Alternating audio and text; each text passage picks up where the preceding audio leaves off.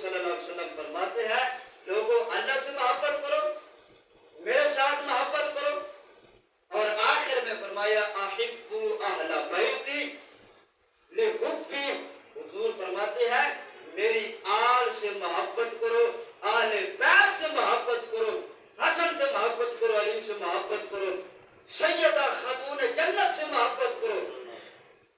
فاطمہ، فاطمہ کا مطلب کیا ہے؟